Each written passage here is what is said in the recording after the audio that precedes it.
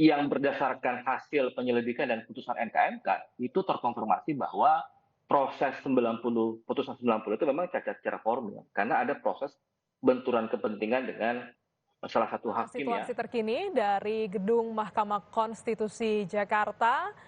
Pada hari ini rencananya akan ada pemilihan Ketua Mahkamah Konstitusi yang baru pasca putusan dari Majelis Kehormatan MK yang mencopot Anwar Usman dari jabatannya sebagai Ketua MK. Menurut pantauan dari tim liputan Kompas TV, hingga saat ini masih berlangsung rapat pleno secara tertutup untuk para hakim konstitusi memutuskan secara musyawarah mufakat siapa nanti juga akan terpilih. Jika tidak ditemukan kesepakatan, tentu nanti skema yang berlanjut adalah voting begitu untuk memilih ketua MK yang baru. Dan saat ini kami juga masih terhubung melalui sambungan Zoom bersama dengan ahli hukum tata negara, Bapak Herdiansyah Hamzah dari Universitas Mula Warman. Pak Herdi, ini kita masih bahas juga bagaimana sosok untuk ketua MK yang baru. Bebannya ini cukup berat karena harus mengembalikan kepercayaan publik di tengah kontroversi yang ada. Kita disuguhkan sesuatu hal yang kurang pantas begitu di tengah menuju ke pemilu. Sejumlah ahli juga ya menilai bahwa ini ada intervensi dari sosok-sosok lain. Sebutlah ini presiden, karena kita tahu salah satu calon wakil presiden ini merupakan anak dari Pak Jokowi begitu. Nah, apakah Anda setuju bahwa memang setiap putusan, terutama terkait dengan putusan nomor 90 hingga akhirnya buntutnya ada pemilihan ketua MK yang baru, ini memang ada intervensi dari presiden? Iya, kalau kemudian kita melihat pada relasi kuasa ya, agak sulit untuk tidak mengatakan bahwa ya ruang intervensi itu memang selalu ada begitu.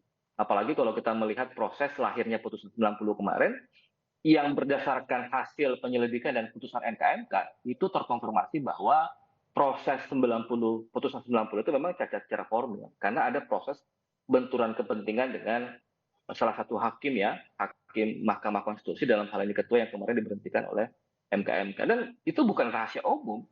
Ruang intervensi itu memang ada di dalam proses lahirnya putusan 90 itu. Bagaimana mungkin misalnya seorang paman itu memutus perkara yang memiliki dampak atau impact yang sangat besar terhadap ponakannya. Bagaimana mungkin seorang paman yang notabene juga adalah ipar dari seorang presiden itu tidak memiliki ruang intervensi yang cukup. Itu pasti ada ruang intervensi itu. Karena itulah kemudian kita begitu sangat berkepentingan, bahkan menjadi pelapor dalam perkara laporan terhadap Anwar Usman kemarin, agar proses intervensi politik itu bisa kita amputasi, gitu, bisa kita potong, termasuk dalam soal pemilihan hakim ketua MK yang baru ini kan. Kita berpikir begini, kalau pendekatan tadi soal teori residu itu, kita mesti tegak lurus juga bahwa yang bisa merepresentasikan kepentingan MK, kepentingan MK yang konsisten, kepentingan MK yang teguh dengan pendirian, menurut saya kalau kita pakai pendekatan teori sisa itu hanya hakim-hakim yang memang kemarin pada saat putusan 90 yang berbeda pendapat dengan hakim mayoritas, tanda petik gitu ya. Jadi mestinya 5 hakim, meskipun itu dianggap 3 yang menerima permohonan dan 2 konkuring itu juga masih debatable ya, tapi bagi saya itu disisihkan gitu. Jadi 5 orang hakim itu disisihkan, berarti yang tersisa itu hanya 4 hakim. Saldi Isra, Soehartoyo, Wahidudin Adams, dan Arief Hidayat. Itu satu. Nah kemudian kalau kita kerucutkan lagi, dari keempat hakim itu sebenarnya ada hakim yang melakukan pelanggaran etik yang sudah beberapa kali gitu. Arief Hidayat misalnya gitu ya, kita sama-sama tahu di 2016 itu pernah diputuskan melanggar etik karena ada perkara KTBLC ke Jaksa Agung Muda. Kemudian 2018 juga pernah dijatuhkan sanksi etik dikarenakan bertemu dengan Komisi 3 yang saat itu ada proses fit and proper dan lain sebagainya. Itu berarti tinggal 3 gitu. Kalau kita kerucutkan lagi menjadi lebih sempit, Pak Wahidudin Adams itu akan habis masa jabatannya sebagai hakim Mahkamah Konstitusi di bulan 1 itu. Jadi kan tinggal tersisa 2. Teori residu itu akan menjelaskan bahwa 2, kalau kita pakai pendekatan tadi, Pak Soehartoyo dan Pak Saldi Isra, itu menurut saya punya segala aspek yang dimiliki untuk menjadi seorang hakim ketua Mahkamah Konstitusi. Mereka punya pendapat yang betul-betul konsisten dengan pendapat MK sebelumnya. Saya ambil contoh soal open legal policy misalnya. Di putusan 29, 51, dan 55, dan putusan 90 dan 91, kedua hakim ini konsisten dengan pendapatnya. Jadi kedua hakim yang saya sebutkan namanya, menurut saya itu merepresentasikan bagaimana kemudian konsistensi dan keteguhan Mahkamah Konstitusi yang kemudian itu yang sangat kita butuhkan untuk mengembalikan kepercayaan publik. Begitu, Mbak. Iya, Saldi Isra memang sebagai posisinya juga saat ini sebagai wakil ketua MK. Apakah ini juga memperkuat kans Saldi Isra untuk untuk dipilih menjadi ketua MK karena kita tahu bebannya cukup berat menghadapi sengketa pemilu, beberapa keputusan ini lembaga tertinggi juga di tata kenegaraan. Bagaimana Anda melihat sosok Saldi Isra? Iya, kita membutuhkan satu hakim mahkamah atau yang akan memimpin Mahkamah Konstitusi adalah mereka yang punya modal integritas yang memadai. Dan saya pikir hal itu sudah dimiliki oleh Saldi begitu ya. Bahkan di dalam beberapa kesempatan kritik dan otokritik di dalam tubuh MK juga diperlihatkan meskipun itu juga kemarin diperdebatkan. Yang kedua, posisi wakil ketua, kalau saya yang ditanya sebenarnya kita inginnya ex officio gitu ya. Ex officio wakil ketua bisa menjadi ketua, tetapi kan tidak begitu. Ada proses secara teknis yang diatur di dalam peraturan MK nomor 6 2023 yang menghendaki agar proses keterpilihan ketua MK yang baru itu mesti dikocok ulang gitu.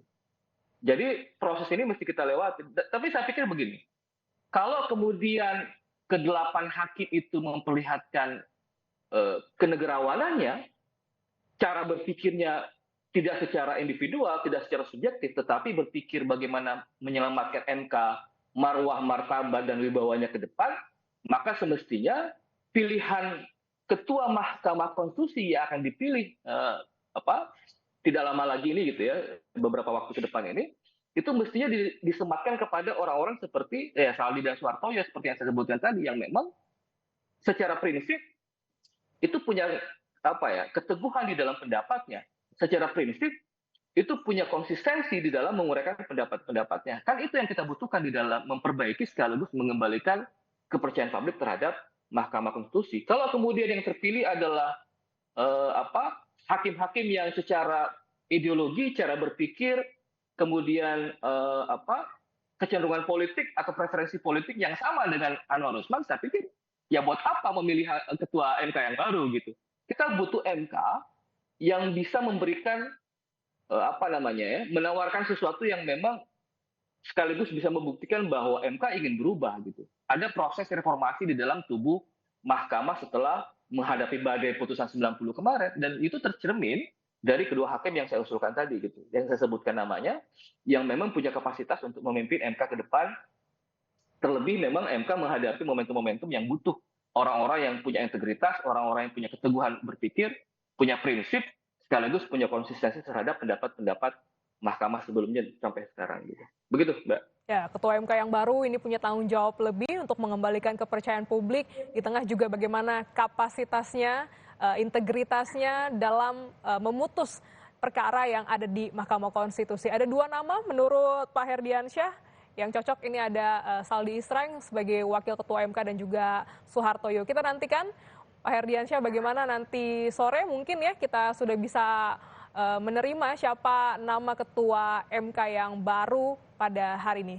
Terima kasih Pak Herdiansyah Hamzah dari Universitas Mula Warman, ahli hukum tata negara telah bergabung dalam Breaking News Kompas TV pagi hari ini. Sehat selalu Pak. Sama-sama, terima kasih. Dan saudara tetaplah bersama kami, usai jeda Breaking News Kompas TV kembali untuk Anda.